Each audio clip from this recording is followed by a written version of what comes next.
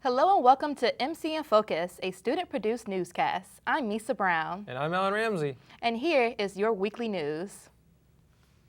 6 people were arrested on Thursday in raids across Belgium. These arrests are in connection with the ongoing investigation into the Brussels attacks, killing at least 31 people and injuring at least 300. They will be questioned and news of charges will be released tomorrow. According to the Belgian prosecutor, the unidentified bombing suspect is on the loose after his bomb failed to detonate. 2 of the attackers are believed to be brothers, Khalid and Ibrahim Elbraoui, who were reportedly known to police for criminal activity, but nothing related to terrorism. The 2 blasts at the airport were followed by another explosion 7 miles away at a metro station.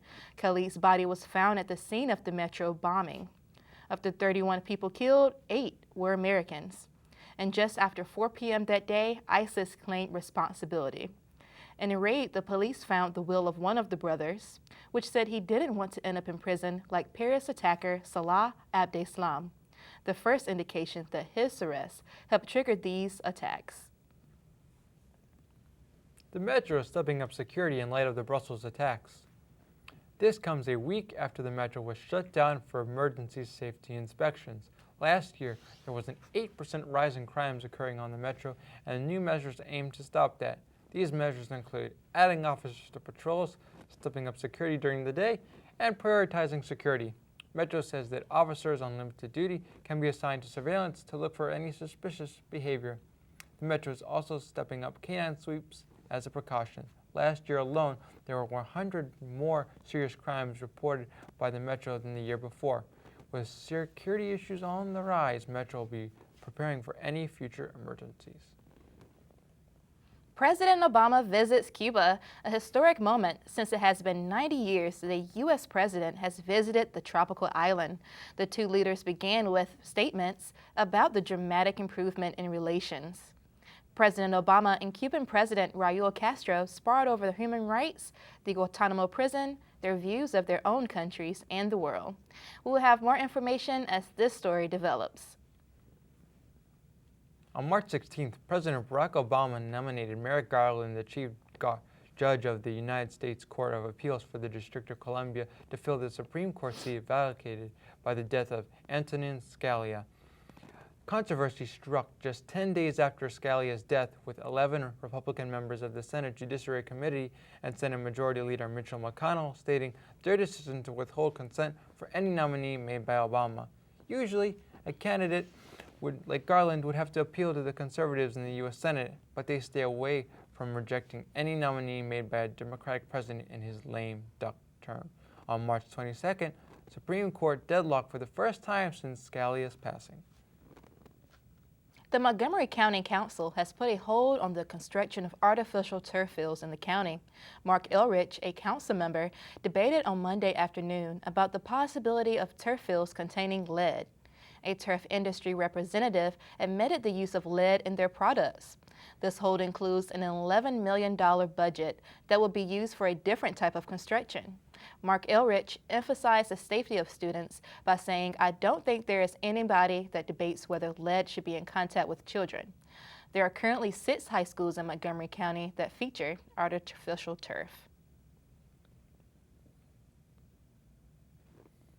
Maryland lawmakers have voted to remove anti-North sentiments from the official state song.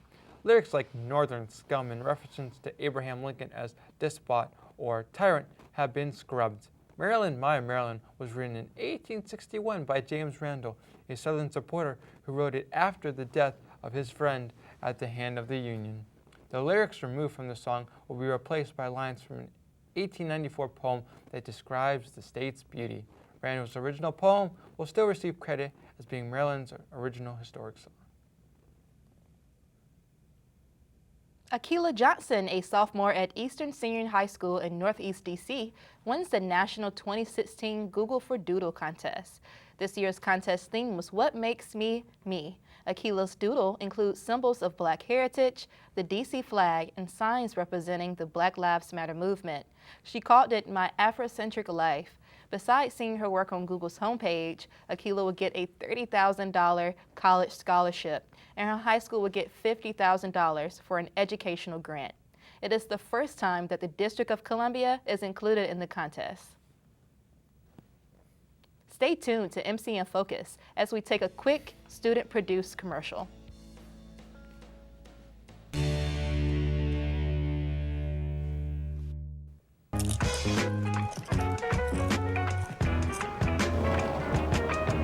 Hey, What's up? nothing much. Can I have some? Yeah, sure.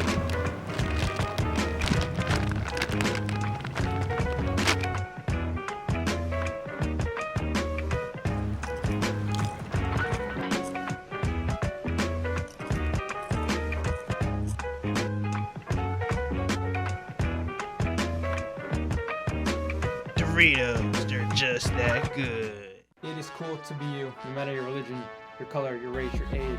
You're gonna turn the page. It's a small price for you to pay. You're your very closest friend from beginning to end. No matter if it's night or day, it's gonna hurt you a lot to try to be something that you are not. Accept yourself the way that you are. If this is all it takes to reach your star.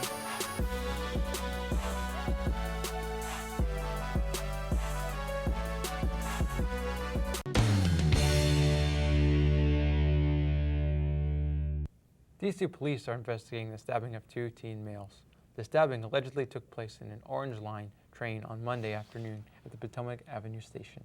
Metro said it took place in a large group of travelers. The victims reported to the police in Southeast DC. Luckily, the victims did not suffer life-threatening injuries. Detectives are reviewing camera footage and conducting interviews.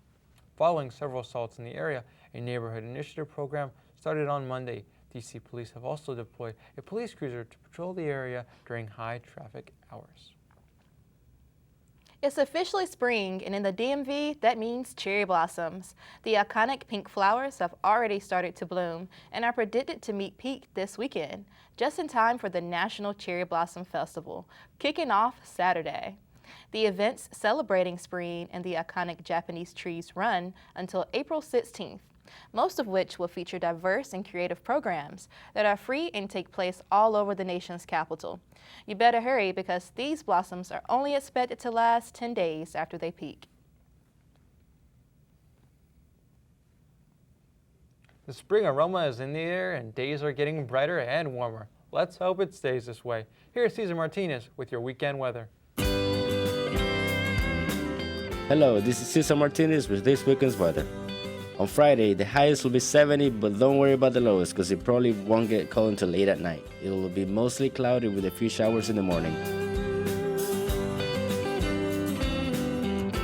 Saturday will be the perfect day to go to DC and get the perfect selfies for cherry blossom.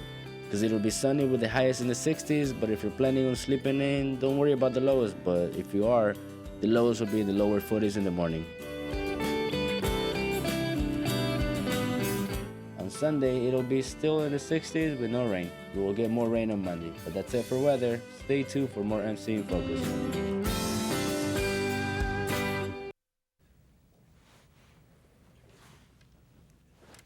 Let's take a look at this student-produced package about the success of the MC men's basketball team.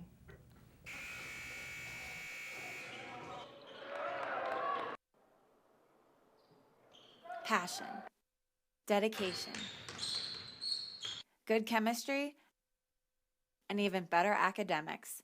According to the Montgomery College men's basketball team, that is the key to being a Maryland JUCO champion. First-year coach Keith Bird gives all the credit to the guys for performing well on the court and in the classroom. In the beginning, we talked about being all in meaning together. And this group has definitely played together, worked together, whether it was in practice, whether it's study hall. They've done everything together. Just so happens that it has translated onto the basketball court. The Raptors couldn't be more proud of the hard work they put in on and off the court. Feels really amazing. We put in a lot of hard work all through the summer and all throughout the year, so it feels good to have that pay off. This team is the first men's basketball team at MC since 1992 to win the Maryland JUCO tournament. And how did they do it? When asked, there was only one common answer: study hall. I'm sure we all had busy schedules, school, some people work and have personal issues. Study hall is a time that I set aside to work on studies. The Raptors also received high honors in the post-game awards ceremony. Patrick Smith was named Maryland JUCO All-Tournament Team and First Team All-Maryland JUCO. D'Angelo Vaughn was named Maryland JUCO Tournament MVP and Maryland JUCO Player of the Year. To top it all off, Coach Keith Bird received Maryland JUCO Coach of the Year. For MC in Focus, I'm Bridget Gratton. Congratulations to our guys on a great season. So, Darren, about that Nationals game last night, man, that was a blowout. Did you see the game? Yeah. Every bit of it? That's almost, yeah. The Washington Nationals beat the St. Louis Cardinals 8-2 last night. Max Scherzer racked up all the strikeouts, as well as Michael Taylor went 2 for 4 and hit once again a home run outside the park. Max Scherzer outpitched Adam Wainwright in a competitive matchup. Scherzer striked out 9, walked 3 in 5 innings, allowing 2 unearned runs and 3 hits. Even better news, Washington's manager hopes his team will soon visit Cuba. Just this past Tuesday, the Tampa Bay Rays took a trip to Cuba, which made them the first Major League Baseball team to visit Cuba since 1999. In this landmark game, the Rays beat the Cuban national team 4-1. Cuba's baseball commissioner has welcomed the Nationals to play in Havana next spring. But it's likely that the Major League Baseball organization will use a lottery again to determine which team to send. On to the home of the Raptors. The Montgomery College men's baseball team are on the right track. They're on a 5-game winning streak. Check out Harry Thomas as he pitches the Raptors to victory. Great job, gentlemen. Don't forget to come out this Saturday as they play Prince George's Community College at 12 p.m. That is it for sports. Back to you guys. Thank you. Thank you. For more on what's going on this week, here is Morinike Rosman. Thank you, guys. Along with this wonderful weather, we've got some great events going on here on campus. I'm Morinike Rosman, and this is your week at MC.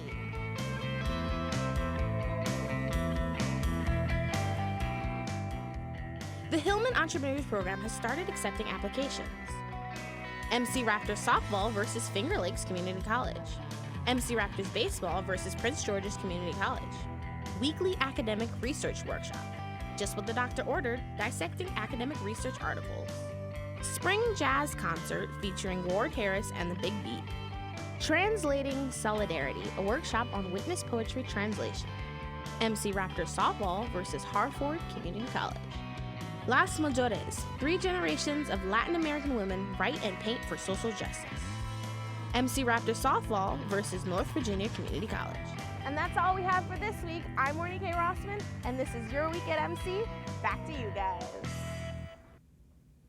For the first time in world history, NASA caught footage of a supernova on Monday. The government agency caught the explosion on the Kepler Space Telescope. The flash of light is what astronomers call the shock breakout. Peter Garnvich led the NASA team that caught the star explosion. When asked about the size of the explosion, Garnvich said Earth's orbit and about our sun would fit comfortably within these colossal stars. Catching this explosion is a milestone step for astronomers. NASA will use the footage for years to come to further our understanding of supernova and what causes them.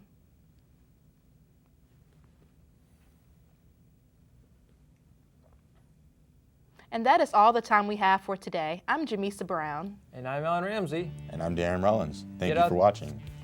Get out there and enjoy the spring weather. Thank you. Thank you. Thank you.